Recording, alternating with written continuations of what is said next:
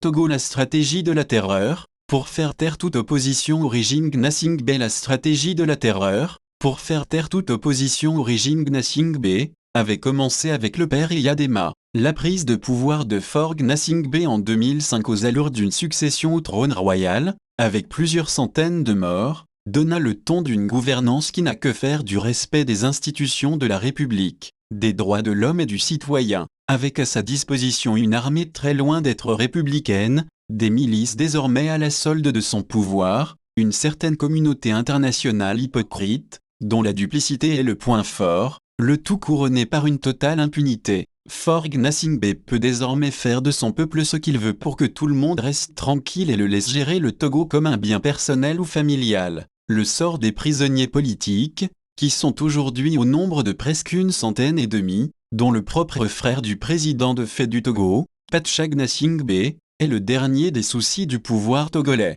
À ces incarcérés pour des raisons politiques dont beaucoup ont déjà passé plus de 6 années en détention, sans parler des malades et de la dizaine de décédés, est venue s'ajouter, il y a quelques jours, Marguerite Gnakadé, l'ancienne ministre des armées de Faure Gnassingbé, une très proche, sinon une intime de la famille, fut arrêtée, ou plutôt kidnappée le mercredi 17 septembre 2025 à son domicile. La native de Chichao dans la Causa serait accusée de troubles aggravés à l'ordre public, d'appel au soulèvement populaire, d'incitation de l'armée à la révolte, d'association de malfaiteurs, de financement du terrorisme et d'atteinte à la sûreté nationale. Alors que par ses prises de position assez courageuses, elle ne demandait à ses anciens collègues du pouvoir, dont en tête Faure Gnassingbé, qu'un changement de cap pour que le Togo soit dirigé plus humainement, plus démocratiquement. Et on n'a pas besoin de cogiter de midi à 14h pour trouver les nombreux arguments qui donnent raison à Marguerite Gnakadé qui ne dit et ne réclame que ce qu'une grande majorité de Togolais et de Togolaises,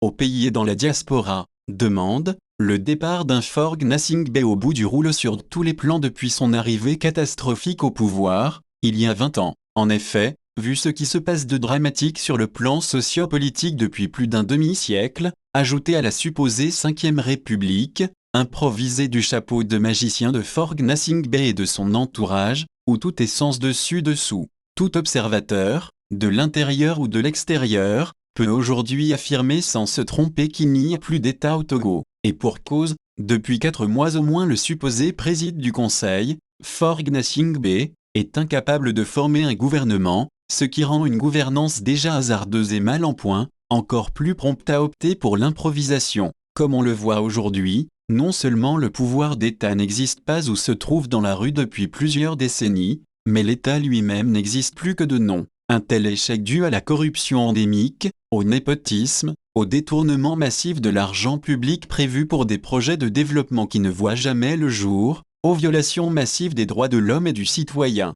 Le régime togolais autour de Faure Gnassingbé ne peut plus le cacher ou le nier, sans passer par le mensonge d'État, comme l'a démontré, par exemple, vendredi dernier, à la tribune des Nations Unies, le supposé ministre des Affaires étrangères, Robert Dussey, qui n'a pas hésité, tout en but, à parler d'un Togo imaginaire qui ne ferait que progresser sur tous les plans, que c'est méchant, très méchant, et comme si l'humiliation, les insultes répétées et toutes les violations à l'égard du peuple togolais ne suffisaient pas, on met en place une structure comme la CVJR, Commission Vérité, Justice et Réconciliation, pour, dit-on, réparer les injustices ayant trait aux violations des droits de l'homme dans un passé récent, dédommager les victimes et réconcilier les Togolais entre eux. Une arnaque, puisque Faure Gnassingbé n'a jamais rien reconnu comme délit de sa part et ne s'est jamais excusé. Pire, aucun des nombreux tortionnaires et tueurs, militaires comme civils, au profit du régime Gnassingbé,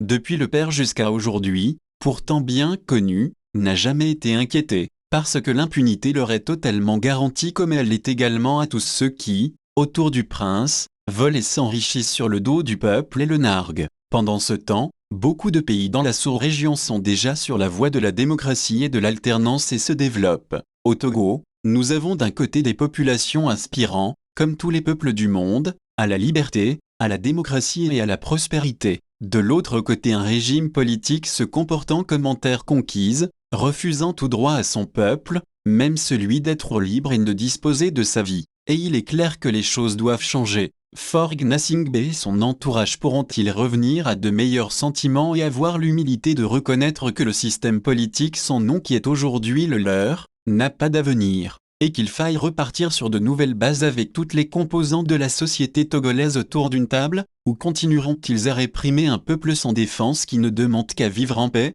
C'est la grande question. Samari, Tchadjebo, Allemagne.